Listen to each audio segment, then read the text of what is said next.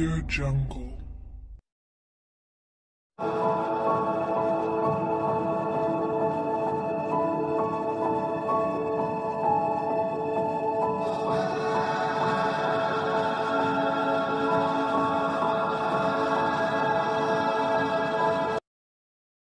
Yang bermuara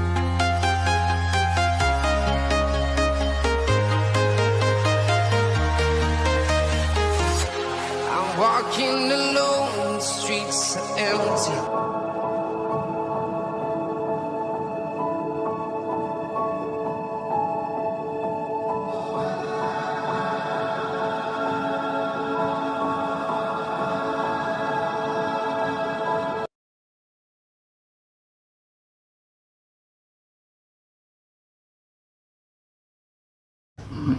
Assalamualaikum warahmatullahi wabarakatuh.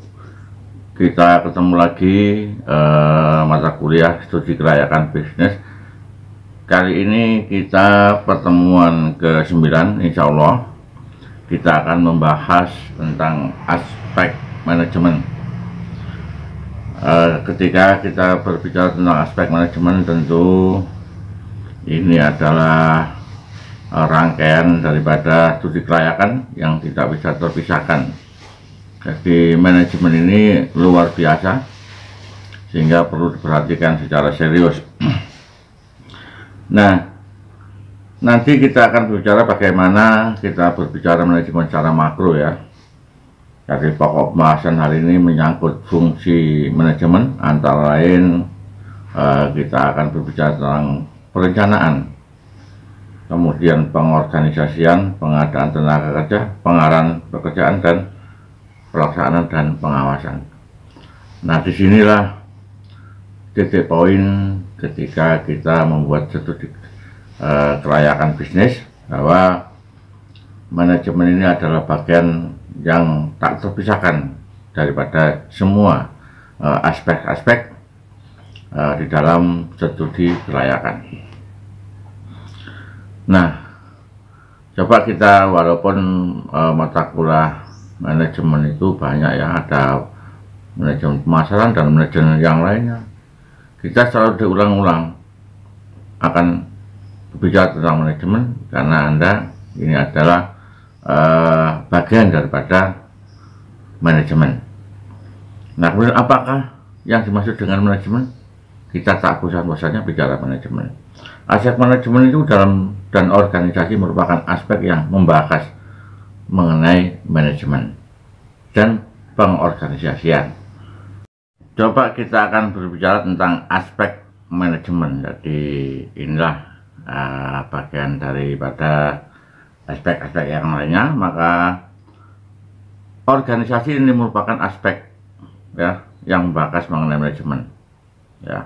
Kemudian organisasi dalam rangka melaksanakan proyek atau aspek manajemen merupakan bagian yang tidak terpisahkan dari aspek-aspek yang lain. Tadi saya sebutkan bahwa manajemen ini adalah merupakan rangkaian daripada semuanya aspek untuk dijadikan sebuah komposisi ya dalam mengambil sebuah keputusan. Kemudian kita akan bahas sesuai dengan tema tadi, bahwa di antara cara perencanaan secara makro ya, dalam semua kegiatan yang bersifat manajerial untuk mendukung usaha-usaha untuk mencapai tujuan, fungsi perencanaan haruslah dilakukan terlebih dahulu daripada fungsi-fungsi pengorganisasian, pengarahan, dan pengawasan. Pada prinsipnya perencanaan ditetapkan sekarang dan dilaksanakan serta digunakan untuk waktu yang akan datang, sehingga perencanaan merupakan fungsi dasar bagi seluruh fungsi-fungsi ya. Segala sesuatu itu pasti yang pertama itu adalah merencanakan, perencanaan apa yang ada di dalam angan-angan kita, maka pasti kita punya rencana, baru kita aplikasi pada sebuah tindakan itu ya. Itulah kalau kita berbicara tentang perencanaan secara makro. Nah, kemudian kita coba untuk berbicara tentang tujuan ya, dari tujuan atau kita secara objektif, maka di dalam perencanaan itu pasti ada tujuan. Maka merupakan suatu sasaran di mana kegiatan itu diarahkan dan diusahakan untuk mendapat sedapat mungkin dicapai dalam jangka waktu tertentu dan diketahui oleh semua orang yang terlibat. Artinya dalam satu komponen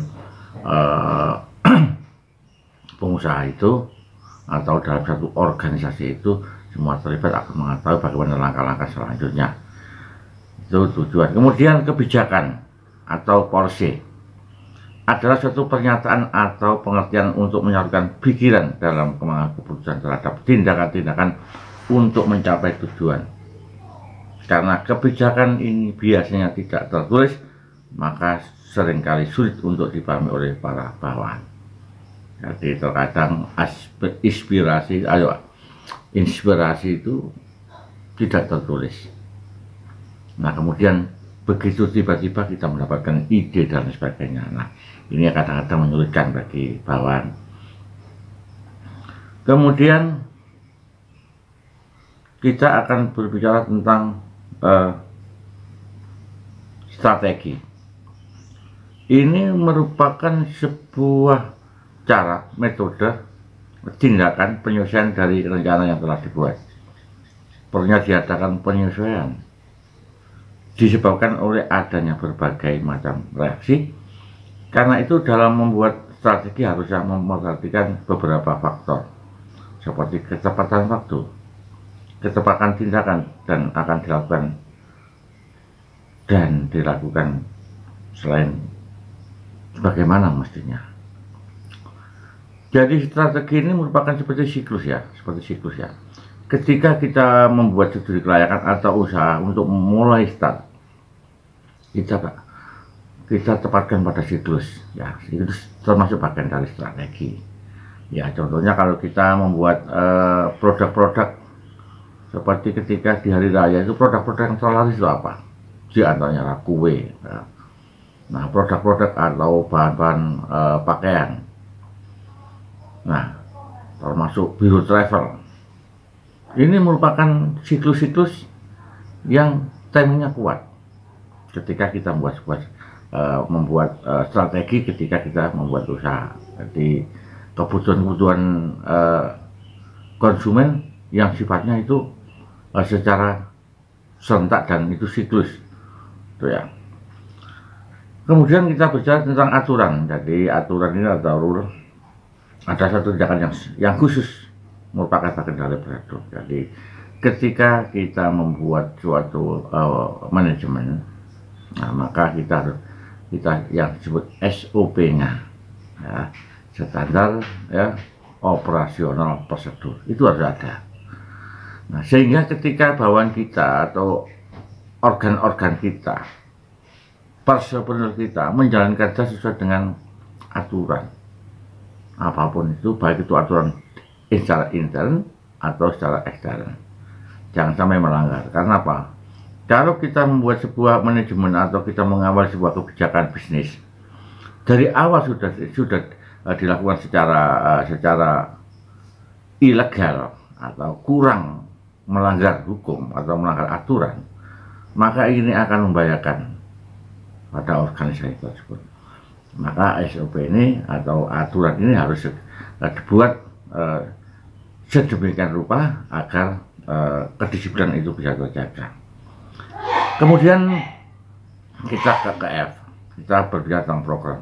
Program ini merupakan campuran antara kebijakan prosedur ya atau pemberian tugas yang disertai dengan suatu anggaran atau budget. Semua ini akan menciptakan adanya tindakan dalam organisasi. Biasanya program dibuat dalam dua macam, yakni program umum dan program khusus. Program umum meliputi seluruh organisasi, sedangkan program khusus mencakup kegiatan dan masing-masing bagian dalam sebuah organisasi. Nah ini ya, jadi program-program itu memang harus terjadwal, ada time schedule di dalam melaksanakan urut-urutannya. Nah ini ya kenapa di dalam manajemen itu mengerjakan sesuatu harus ada time schedule-nya, ada jadwalnya, sehingga apa yang kita programkan itu sesuai dengan target yang kita butuhkan. Jadi tidak ada kerja tanpa target. Nah, di dalam langkah-langkah yang harus ya dilalui dalam manajemen itu antara adalah yang pertama memang harus melakukan analisis ya. Ya kita kemudian disiapkan proyeksi laporan. Jadi hasil analisis kemudian atau melakukan survei pasar, pertimbangan struktur organisasi, siapkan proyeksi neraca, tinjau dan analisa semua data, putuskan akan dilanjutkan atau tidak. Ini adalah manajemen. Jadi semua ya, walaupun organisasi terkecil apapun, maka manajemen ini adalah merupakan hal yang sangat dibutuhkan. Tidak ada sesuatu yang sukses tanpa direncanakan dengan baik. Ya, jadi pasti direncanakan baik. Karena apa? Ketika kita mendirikan sebuah organisasi, maka yang pertama kita pasti melibatkan orang lain. Kemudian apa visi dan misinya, dan apa tujuan endingnya, hasilnya. Itu saya kira itu dari sekalian yang dapat saya sampaikan. Mudah-mudahan walaupun materi manajemen ini sering kita sampaikan, tetapi kita tidak ada bosan-bosannya karena keahlian Anda adalah di sini, di manajemen. Saya kira wassalamualaikum warahmatullahi wabarakatuh.